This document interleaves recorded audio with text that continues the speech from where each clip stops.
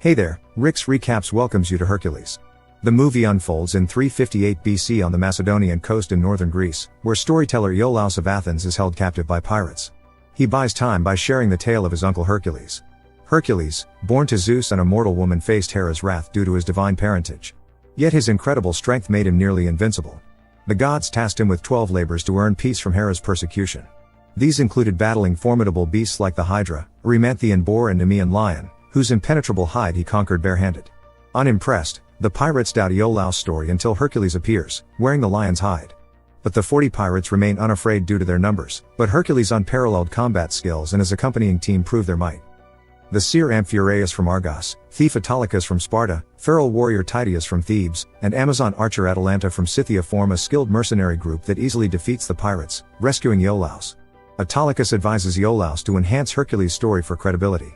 Meanwhile, Amphiaraus envisions a lion and crow forming an unusual alliance, battling amidst a sea of bodies. Later, they celebrate their victory at a tavern. Hercules confides in Autolycus about his desire to seek peace beyond the seas, planning to take Tydeus, the only one capable of taming his rage. Suddenly the tavern falls silent as soldiers enter, escorting Princess Urgenia of Thrace. She invites Hercules and his team to the palace, offering a substantial payment in gold for her father's proposal. Iolaus notices raven symbols on the guards' shields, matching Amphiaraus' prophecy as Hercules' lion symbol. Upon arriving at the palace, they spot refugees within the walls. General Cytocles, leader of the Thracian army, greets them, seemingly displeased with Hercules' presence. Urgenia's son Areus, a Hercules enthusiast, also welcomes them. Climbing the stairs, Hercules recalls an incident 3 years prior when he killed a Hydra for King Eurystheus of Athens, what turned out to be a group of men, wearing lizard-like helmets. This act made him hero in the country, celebrated by a massive crowd chanting his name. However, the memory turned somber as thoughts of his murdered wife and children intrude, urging him to focus on the present. The party meets King Cotys of Thrace. He teases Amphiaraus' limited foresight and misjudges Atalanta due to her gender. Nevertheless, she promptly disproves him by expertly shooting the helmets off guards' hands. Inviting them to dine, he shares their plight. The nation is embroiled in a civil war against the ruthless warlord Rhesus, rumored to command an army of centaurs. Cotys shows Hercules the daily influx of refugees fleeing Rhesus' scorched villages. He laments his dwindling forces, now composed mostly of farmers. Cotys and his daughter passionately implore Hercules to bring peace to the land, swaying him to accept the task. The next day, Hercules and his team begin training the converted farmers, starting with the test of their shield formation, which proves weak. Hours later, Hercules meets Cotys again, who has gained intel on Rhesus through his scout Phineus. Rhesus plans to assault the Besai tribe in central Thrace in 6 days. Cotys aims to preemptively thwart him by marching against Rhesus before his advance progresses. Hercules disagrees with the rushed plan, stressing the need for more training time. Despite his advice, Cotys insists on marching the next day.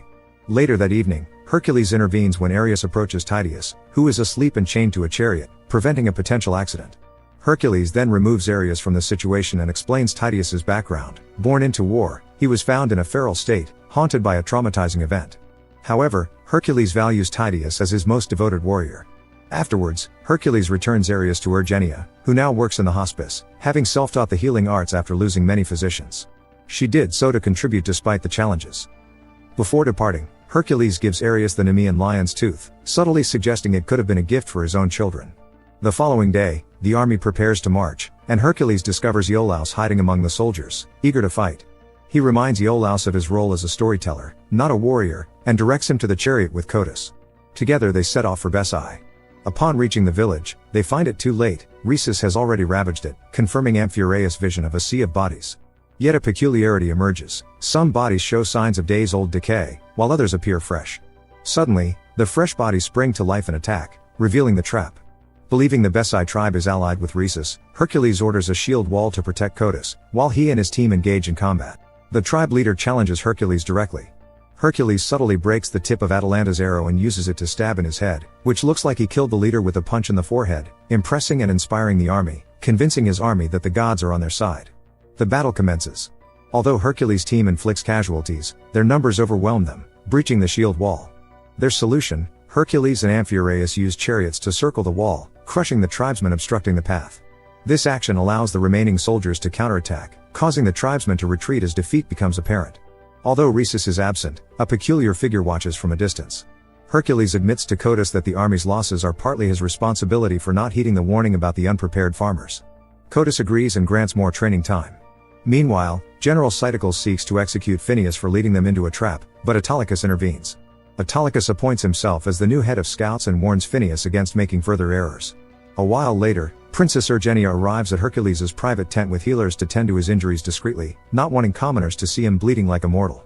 Left to rest, Hercules dreams of a haunting memory, his hands stained with the blood of his wife and children. King Eurystheus exiles him instead of executing him, ensuring he carries the eternal burden of family's death. Hercules awakens from his nightmare at children's laughter and ventures into the woods, stumbling upon his deceased family among the slain tribesmen. Amid the carnage, he faces Cerberus, a three-headed dog, ready to battle.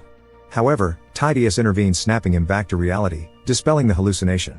In the morning, Amphiaraus, recognizing this recurring issue, advises Hercules to confront the beast as his final trial for peace. Hercules dismisses it as madness. While Hercules and Amphiaraus discuss this privately, Princess Ergenia seeks the truth from the rest of the team. They recount that Hercules was discovered beside his family's lifeless bodies, unable to remember. Throughout his journeys, Hercules found his teammates and extended compassion to them, gaining their loyalty.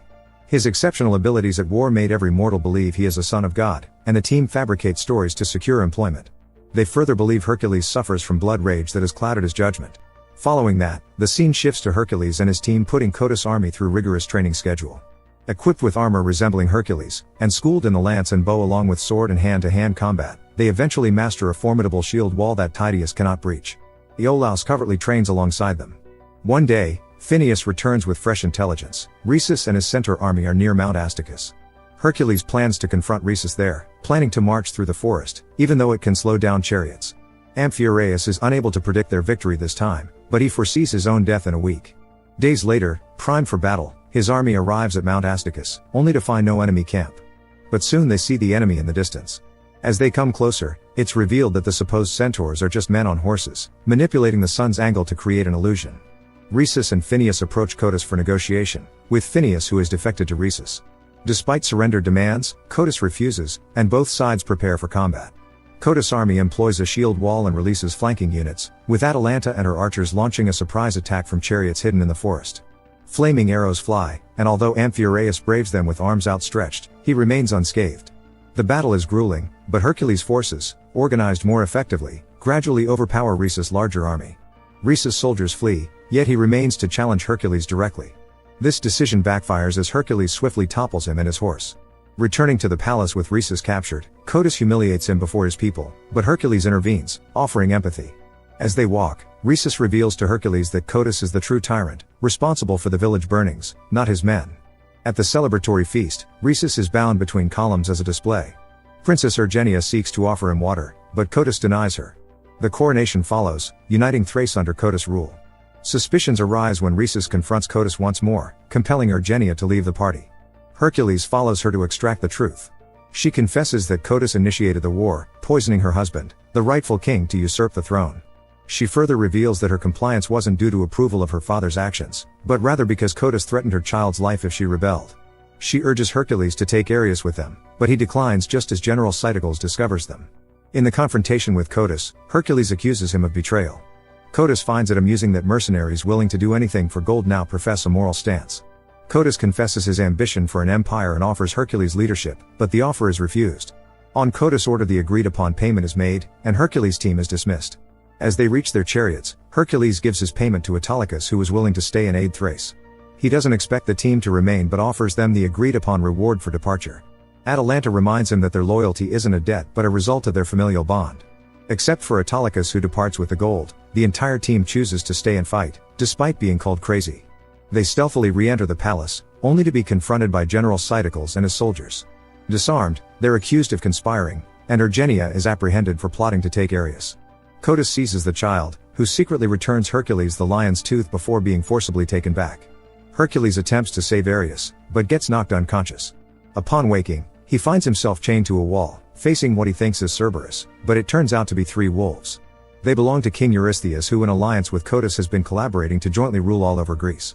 Back there, as he observes his imprisoned friends, Hercules' memories gradually resurface. Eventually he realizes Cerberus was a figment of his imagination. The wolves he saw that night were real, attacking his family when Eurystheus drugged him. Eurystheus admits to his conspiracy, revealing his jealousy to Hercules, who grew so popular among his own people that it threatened his authority. Eurystheus realized a person with ambition can be traded, but a person with unparalleled bravery who wants nothing will eventually be worshipped like a god and no one will obey the king. Next, Codus orders Ergenia's execution, leaving Hercules feeling powerless to intervene. Amphiaraus reminds Hercules of their faith in him and urges him to believe in himself. Right then, Hercules tears free from his chains, determined to rescue Ergenia. Codus and his group depart, leaving Hercules to confront the wolves. However, Ergenia seizes the chance to wield the executioner's axe to unlock the cages. The wolves fiercely challenge Hercules, inflicting wounds across his body.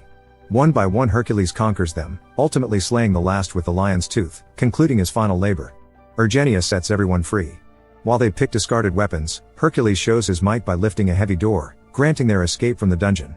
As they move upstairs, they encounter soldiers attempting to resist them, yet the group counters effectively, progressing forward. Suddenly a flaming lance is hurled their way. Amphiaraus, anticipating his end, opens his arms. Hercules saves Amphiaraus by seizing the lance and kills the attacker. As the group handles the remaining soldiers, Hercules pursues Eurystheus.